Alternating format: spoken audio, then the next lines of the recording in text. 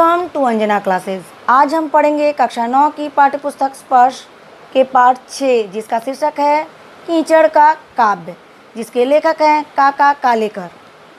आप सोच रहे होंगे अभी धूल पड़ा था, अब कीचड़, पता नहीं और क्या क्या पढ़ना होगा। तो चलिए आगे पढ़ते हैं। डरिए नहीं, कि धूल की तरह कीचड़ भी बहुत इंटरेस्टिंग है। तो चलिए पढ़ते हैं। अनेक लेखक अपनी रचनाओं में आकाश, पृथ्वी, समुद्र, पर्वत, जलाशय आदि का वर्णन करते हैं, परंतु कीचड़ का वर्णन क्या किसी ने किया है? कीचड़ गंदगी का प्रतीक है, इसीलिए हम सभी उससे दूर दूर ही रहना चाहते हैं। कीचड़ से कपड़े व शरीर दोनों ही गंदे होते हैं, इसीलिए कीचड़ के साथ किसी की सहानुभूति नहीं होती।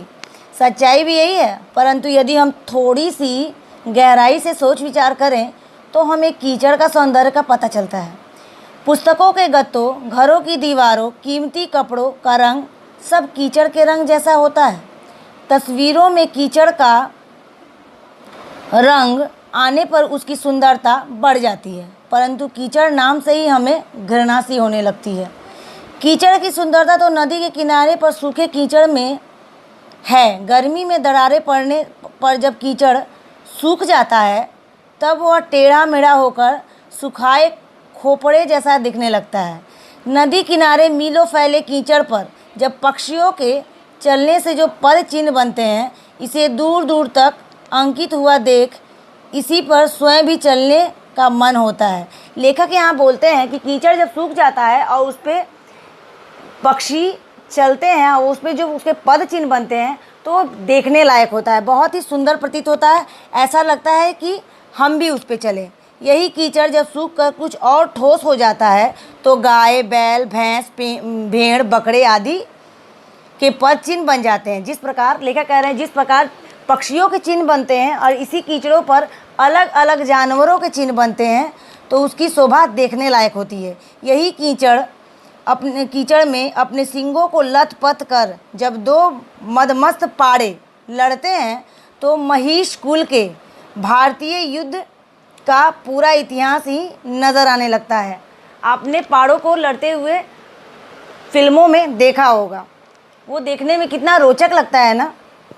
अधिक मात्रा में कीचड़ गंगा या सिंधु के किनारे मिलता है, पर और ज़्यादा देखना हो तो खंभात, जो कि गुजरात में है, खंभात की खाड़ी पहुंचना चाहिए।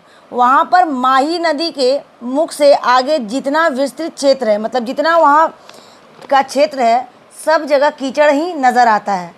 उस कीचड़ में अगर हाथी भी हो या पहाड़ भी हो, वो भी गायब हो जाएगा। कीचड़ शब्द सुनकर हमारे मन में घृणा उत्पन्न होती है। इसी कीचड़ में ही अन्न पैदा होता है। इसका एहसास हर मनुष्य को हो जाए तो वह कीचड़ का तिरस्कार नहीं करेगा। एक और जहाँ पंख, अर्थात पंख मतलब होता है कीचड़, शब्द घृणास्पद लगता है, वहीं पंकज शब्द सुनकर सभी कवियों का हृदय प्रसन्न हो उठता है। बच्चों, पंकज, कमल को पंकज इसीलिए कहते हैं। पंख मतलब कीचड़, अज मतलब जन्मा हुआ, मतलब कीचड़ में जन्मा हुआ। तो जो कमल होता है उसका जन्म जो होता है वो कीचड़ में होता है, इसलिए उसे पंकज कहते हैं। तो पंकज हमें अच्छा लगता है, लेकिन पंख अर्थात कि कीचड़, हम उसे घृणा करते हैं। मल शब्द से मलिनता का भाव मन में उठता है, तो कमल शब्द मन में प्रसन्नता पैदा करता है। मतलब कमल में लास्ट क्या होता है? मल।